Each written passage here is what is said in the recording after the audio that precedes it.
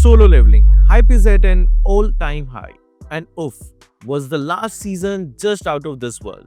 Just seeing how good this anime was, I decided to combine the world of MLBB and Solo Leveling. Hi guys, Kazuki here, and in this video we are going to look at what if we combine the Land of Dawn and Korea from Solo Leveling. The world of Solo Leveling is diverse and has a lot of characters.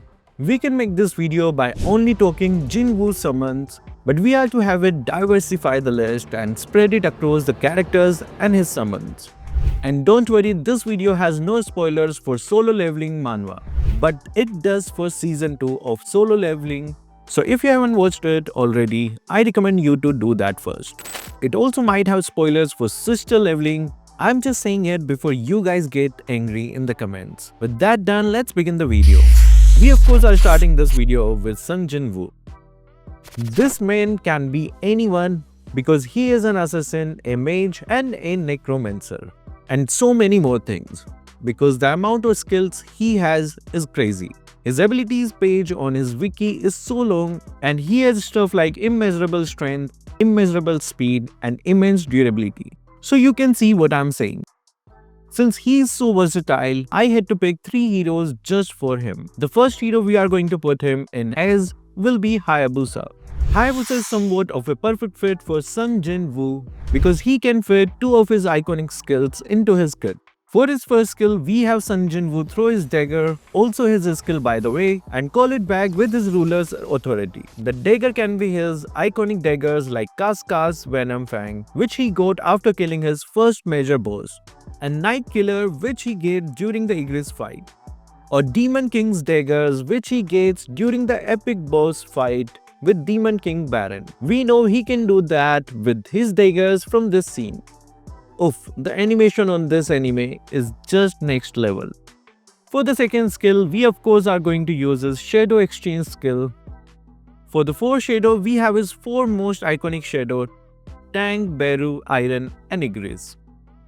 Hayabusa's Shadow for once will not look just the same for once, will be pretty cool. And finally for his ultimate, we can either go for Stealth or Mutilation. He also has the ability Quicksilver, which already can make him go really fast. This kit has everything except his most iconic skill, Arise. The one candidate that I found who can use this skill is Faramis. But I don't think his other skill are a good match for Jin-Woo. Because my man is super fast when it comes to combat, maybe we can do Rafela with a revamped passive. But that just doesn't suit Jin-Woo, does it? We can also use Gusion as an alternative, but I don't. Either way, people also say Suyu is a great fit for him, but come on, Jin-Woo doesn't have this stuff. Whatever hero you want can be molded into Jin-Woo, even Ling, but I think Muntun will just make a new hero for the weakest hunter in the world. After we spoke about the aura farmer, we of course have to speak about his Pookie, shouldn't we? Yes, this beautiful sniffer is one of the only few people I'm sure you remember the names of. Oh yeah, remember more. Then who is this, and this? Haha, you have fallen into my trap. Whoever said only Jina must really like Sister Leveling. Okay, let's go back to the sniffing lady. Hae-In is a Korean S-rank hunter and the Vice Guild Master of Hunters Guild. She is a pretty significant character in Solo Leveling and plays many major roles throughout the series. She is a very powerful hunter who uses her sword, the Sword of Light, to be very fast and very powerful. Her movements are quick and precise. She is called the Dancer because her attacks flow in a smooth way after thinking a lot of considering a lot of options. Benedetta is the best pick here. Her skills complement Benedetta is the closest hero who is near to her and can actually be molded into. I mean, in the game Solo Leveling Arise, and she has so many dashes that you can see why she is the best as Benedetta, right? Some people say Freya. Yeah, we can combine these 2 blondies, but I still think Benedetta is better match for her. Who do you like Cha to be, Bane or Freya? Comment down below. After we talk about one Pookie, we have to talk about his next Pookie. Nope, it's not Lee, this nurse or Go. I'm talking about Esil Radiru. Let's not get into Solo Leveling Ragnarok here, okay? Let's keep it spoiler free. So as we all know, Esil Radiru is the cute demon girl we see in the level 80 demon castle. She doesn't have that much screen time here, but she does become a very important character later on in the second manhwa. So that's why we keep her here.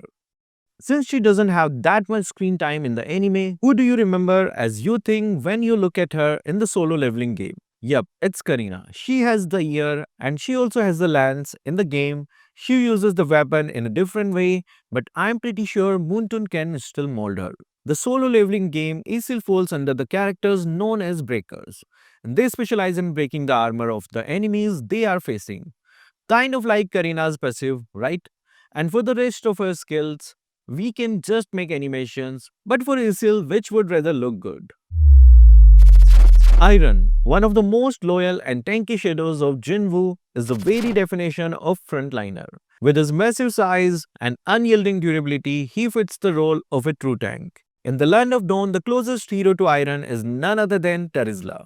Imagine Terizla's skills reimagined with Iron's vibe, his hammer strike turned into massive shield bashes, his slow movements replaced with a shadow-enhanced resilience, and his ultimate becoming a massive area effect slam that visually mimics Iron smashing the ground in a burst of dark energy. If we get a skin for Iron in Terizla's design, it would feature his iconic armor with glowing blue or shadowy accents, symbolizing his loyalty as one of Jin-Woo's earliest shadows.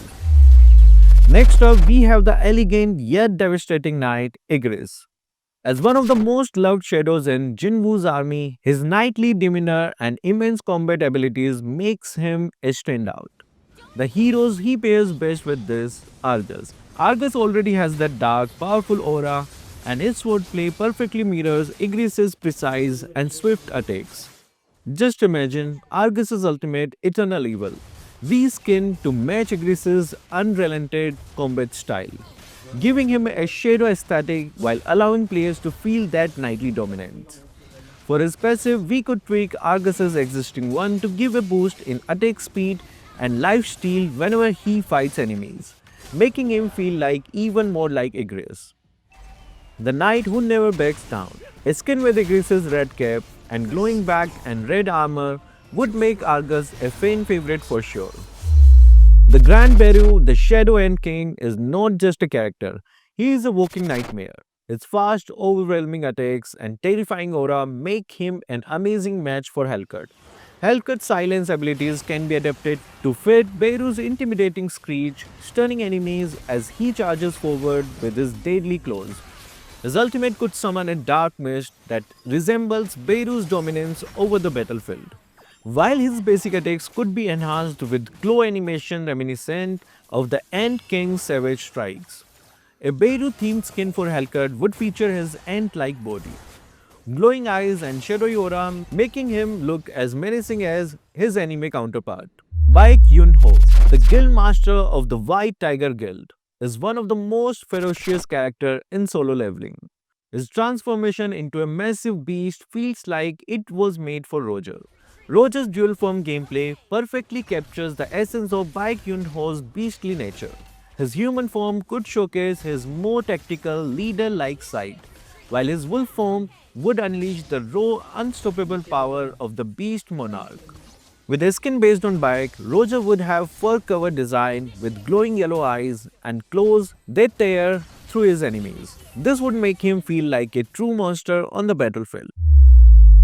The guild master of the Hunters Guild, Choi Jong-in, is the master of fire and destruction, and no one fits his characters better than Valir.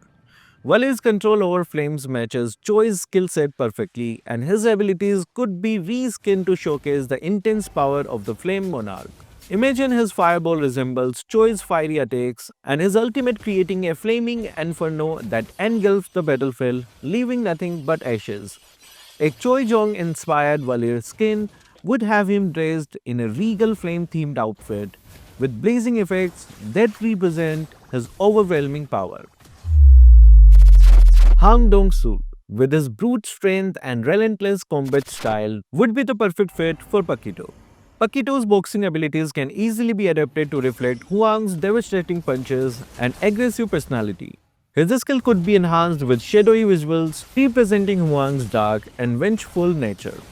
A skin based on Hwang Dong-Soo would feature his rugged look, complete with dark aura and glowing fist, making him stand out among Paquito's other skin.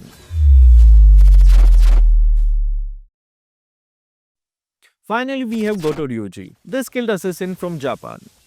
His stealthy and precise combat style makes Hayabusa the ideal hero to represent him. Yeah, we already used him for Jin-Woo, but who cares? Jin-Woo is probably getting a new hero for him. Hayabusa's shadow-based skill would work perfectly with Goto's agile and assassin-like movements. His ultimate could be enhanced to show Goto's quick strikes, while his overall aesthetic could include a sleek ninja outfit with dark tones, symbolizing his skill and stealth. So guys, what do you think? Are you caught up with sister leveling? Comment down your answers below. So that will be all for this video. Thank you guys for watching. Keep supporting Kazuki Official.